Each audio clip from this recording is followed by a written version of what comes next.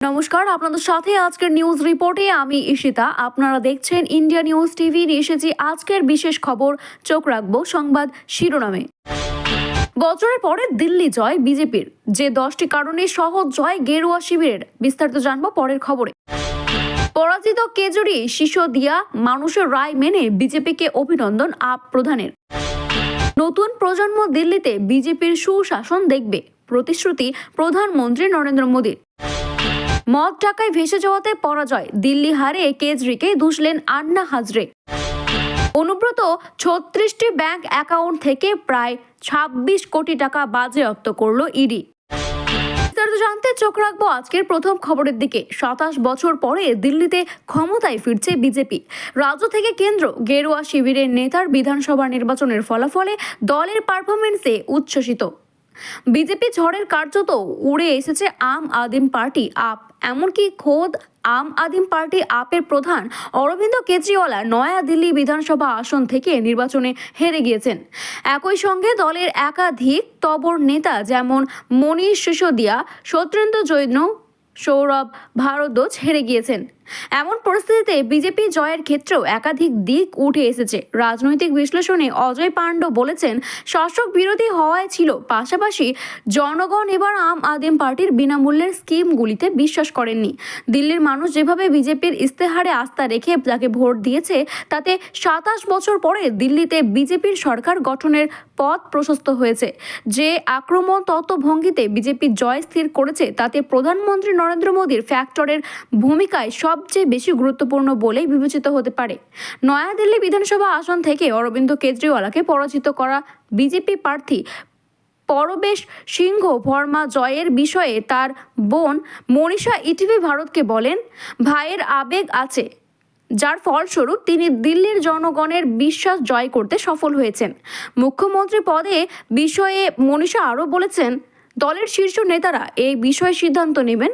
তিনি সব সময় তার দায়িত্ব শতভাগ পালন করার চেষ্টা করেছেন এবং তার জয়ে সবাই খুশি। এক নজরে দিল্লি নির্বাচনে বিজেপি জয়ে 10টি বিশেষ কারণ দেখা গিয়েছে। যে বিশেষ 10টি কারণের কথা বলা হয়েছে, তাদের মধ্যে হলো মোদির গ্যারান্টি এবং ব্র্যান্ড মোদি। যেখানে মোদি সরকার, নরেন্দ্র মোদি একাধিকবার নির্বাচনে জনসভায় বলেছেন, দলের জারি করা ইস্তেহারে মোদির গ্যারান্টি। কেন্দ্রে বিজেপি সরকার এবং দিল্লিতেও তাদের সরকার হলে ডাবল ইঞ্জিন সরকার হবে, আর তা হলে কাজের গতি বাড়বে বলেও দাবি করেছেন তিনি। বিজেপির মাইক্রো ম্যানেজমেন্ট, যার জেরে বুথ স্তরের কর্মী থেকে দলীয় নেতাদের প্রত্যেককে বিভিন্ন দায়িত্ব দেওয়া হয়েছিল। এটি প্রথম নির্বাচন যেখানে প্রধানমন্ত্রী নিজে বুথ কর্মীদের সঙ্গে মত বিনিময় করে তাদের উৎসাহ দেন। ক্যাডার বা ভোটার ছাড়াও বিজেপির প্রত্যেক ভোটারদের ঘর থেকে বের হয়ে ভোট কেন্দ্রে নিয়ে যেতে সফল হয়। এবার ভোটারদের দোরগোড়ায় ভোটের স্লিপ পৌঁছে দেওয়ার জন্য প্রার্থীরা নিজেরাই পৌঁছে গিয়েছিলেন। দলের ইস্তেহারে প্রধানমন্ত্রী যে ঘোষণা করেছেন, তাতে জনস্বার্থে প্রতিটি পরিকল্পনায় অব্যাহত রাখার কথা বলেছেন। সেই বার্তা সঠিক পথে ভোটারদের কাছে পৌঁছে দিতে পারলে সফলতা হবে বলে জানিয়েছেন। বিজেপির নির্বাচনের প্রচারে সংঘ গুরুত্বপূর্ণ ভূমিকা পালন করেছিল। সংঘের কাছ থেকে প্রচুর সমর্থনও মিলেছে। এটিও বিজেপির পক্ষে একটি বড় ফ্যাক্টর ছিল। জনসাধারণের মধ্যে যাওয়া এবং তাদের আস্থা অর্জনের চেষ্টা করা শুধু নির্বাচন ঘোষণার মাধ্যম নয়, সংকল্প পত্রের মাধ্যমে বিজেপি তা করেছেন। আম আদমি পার্টির দুর্নীতি নিয়ে শুরু থেকেই বিজেপির যে আক্রমণ করেছে, তা বড় ধাক্কা দিয়েছে আপকে। দিল্লির মদ কেলেঙ্কারি হোক কিংবা কেজরিওয়াল সরকারি বাসভবনকে শীষমহল বলে বেআইনি নির্মাণ এবং কোটি কোটি টাকার দুর্নীতি, দলের কৌশল অনুযায়ী প্রচার এই বিষয়কে গুরুত্ব দিয়ে কার্যকর প্রমাণিত করেছে। প্রায় সবকটি বুথ ফেরত সমীক্ষাতে দেখা গিয়েছিল আম আদমি পার্টি অর্থাৎ আপের পরাজয় নিশ্চিত। তবে একই সাথে এতগুলি ইন্দ্রপতন হবে তা ঘুণাক্ষরেও টের পায়নি কেজরিওয়ালের দল। এমনকি নয়াদিল্লিতেও আসন হাতছাড়া হবে তাও টের করতে পারেনি আপের নেতারা। দুপুর গড়াতে স্পষ্ট হয়ে গিয়েছিল চিত্র। একা কুম্ভ রক্ষা করলেন অতেশী, হেরে গিয়েছেন অরবিন্দ কেজরিওয়াল, মনীষ সিসোদিয়া, সোমনাথ ভারতী, সত্যেন্দ্র জৈনের মতো তাবড় আপ নেতা। আম আদমি পার্টির প্রধান এবং দিল্লির প্রাক্তন মুখ্যমন্ত্রী অরবিন্দ কেজরিওয়াল বিজেপি প্রার্থীর পরবেশ সাহেব সিংহ বর্মার কাছে 4000 ভোটের বেশি ব্যবধানে হেরে গিয়েছেন। যদিও বেশ কয়েক রাউন্ড গণনা করার পরে কয়েকশো ভোটের ব্যবধান এগিয়ে পিছিয়ে ছিল, শেষ পর্যন্ত বিজেপির প্রার্থী পরবেশ বর্মা জয়ী হন। ওই কেন্দ্রে কংগ্রেসের প্রার্থী ছিলেন সন্দীপ দীক্ষিত।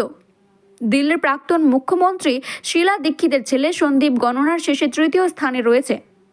হারে কেজরিওয়ালের এক ভিডিওতে বার্তায় তিনি বলেন, আমরা দিল্লির জনতার রায় স্বীকার করেছি, বিজেপিকে এই জয়ের জন্য অভিনন্দন। আমরা আমাদের শাসনকালে একাধিক উন্নয়নমূলক কাজ করেছি। শাসন ক্ষেত্রে, শিক্ষা ক্ষেত্রে, বিদ্যুৎ, মহিলাদের উন্নয়নে আমরা চেষ্টা করেছি কাজ করবার।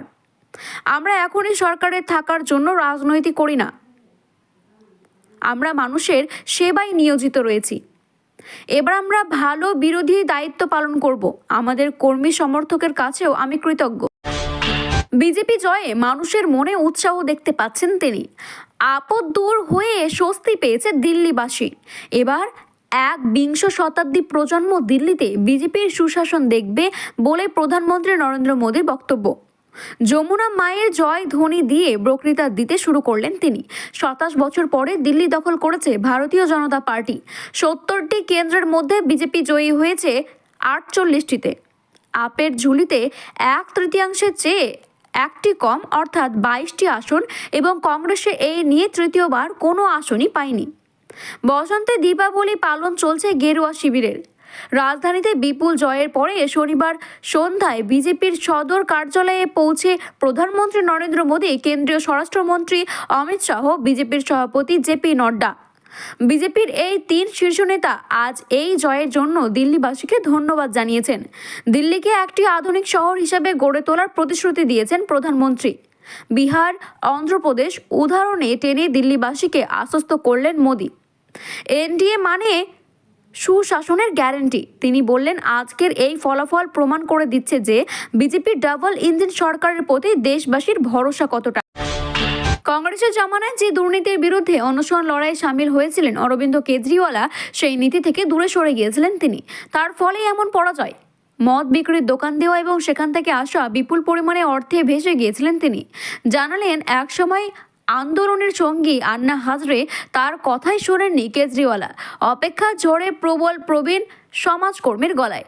শনিবার বেলা গড়াতেই বোঝা যাচ্ছিল গেরুয়া ঝড়ে ধারাশায়ী আম আদমি পার্টি অর্থাৎ আপ দিল্লির মসনদ দখল করে নিতে চলেছে বিজেপি। এই দিন দিল্লি বিধানসভা নির্বাচনে ফলাফল স্পষ্ট হতেই সাংবাদিকরা একসময় কেজরিওয়ালার আন্দোলনের সঙ্গী সমাজকর্মী আন্না হাজরেকে এই হারের কারণ নিয়ে প্রশ্ন করেন। প্রবীণ সমাজকর্মী হাজরে জানান, দলের নেতাদের তাদের চরিত্রের দিকে তাকাতে হবে। আপ মদ এবং টাকার মধ্যে জড়িয়ে গেছিল। এর ফলে দিল্লির জনমানুষের কাছে কেজরিওয়ালা ভাবমূর্ত কালিমাপ্রিপ্ত হয়ে উঠেছিল। তাতে মানুষের সমর্থন হেরে গিয়েছে। মানুষ বিশ্বাস করেনি তার কথায়। প্রবীণ সমাজকর্মী আন্না হাজরে জোর দিয়ে জানান, রাজনৈতিক প্রার্থীদের চরিত্র অবশ্যই পরিচ্ছন্ন থাকতে হবে। সেই পরিচ্ছন্নতার ধারাবাহিকতা বজায় রাখতে হবে। তিনি বলেন, একদিকে আপ চরিত্রের কথা বলছে, অন্যদিকে তাদের মদের সঙ্গে জড়িত হওয়ার সেই গন্ডগোল। তাতে কেজরিওয়ালা সম্পর্কে মানুষের ধারণা বদলে গিয়েছে। এর জন্যই দলে জিততে পারেননি তিনি, কারণ মানুষের বিশ্বাস হারিয়ে গিয়েছিল তিনার প্রতি। গরু পাচার এবং আর্থিক তাছরূপের মামলায় বীরভূমের তৃণমূল নেতা অনুব্রত মণ্ডল সহ তার পরিবারের 36টি ব্যাংক অ্যাকাউন্ট বাজেয়াপ্ত করল এনফোর্সমেন্ট ডিরেক্টরেট। ওই অ্যাকাউন্টগুলি থেকে মোট 25,86,00,000 টাকা ছিল। সেই টাকাও বাজেয়াপ্ত করা হয়েছে। বিবৃতি দিয়ে কেন্দ্রীয় তদন্তকারী সংস্থা ইডি জানিয়েছেন, এখনো পর্যন্ত এই মামলায় 51,13,00,000 টাকার সম্পত্তি বাজেয়াপ্ত করা হয়েছে। উল্লেখ্য, ভারত থেকে বাংলাদেশে গরু পাচার মামলায় তদন্তে নেমেছিল সিবিআই। বিএসএফ এর প্রাক্তন কর্তা সতীশ শর্মা, গরু পাচারের অভিযুক্ত এনামুল হক, অনুব্রত মণ্ডলের দেহরক্ষী সাইগল হোসেনকেও এই মামলায় গ্রেপ্তার করেছেন কেন্দ্রীয় গোয়েন্দারা। ধৃতদের জেরা করে 2022 সালে 11 আগস্ট বোলপুরের নিচুপট্টির বাড়ি থেকে বীরভূমের তৃণমূলের জেলা সভাপতি অনুব্রত মণ্ডলকে গ্রেপ্তার করেছিল সিবিআই। তদন্তে নেমে ব্যাপক আর্থিক তাছরূপের হদিশ পান তদন্তকারী অফিসাররা। এরপরেই 2002 সালে পিএমএল এর অ্যাক্টে গরু পাচারের মামলায় আর্থিক তাছরূপের অভিযোগে তদন্ত শুরু করে এনফোর্সমেন্ট ডিরেক্টরেট। তদন্তের স্বার্থে অনুব্রত মণ্ডলকে হেফাজতে নিয়েছিল ইডি। পরে 2023 সালে তার মেয়ে সুকন্যা মণ্ডলকেও গ্রেপ্তার করেছিল তদন্তকারী অফিসাররা। যদিও এক এক করে জামিন পেয়ে যায় ধৃতরা, শেষে দিল্লির রাউস অ্যাভিনিউজ আদালতের নির্দেশে গত বছরে 20 জুলাই জামিন পেয়ে যান অনুব্রত মণ্ডল।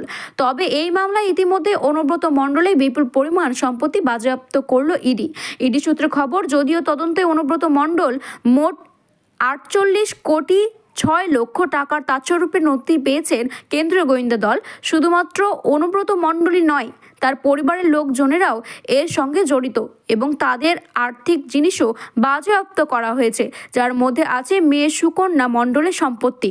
সব মিলিয়ে এখনো পর্যন্ত এই মামলায় মোট 51,13,00,000 টাকা বাজেয়াপ্ত করেছে ইডি।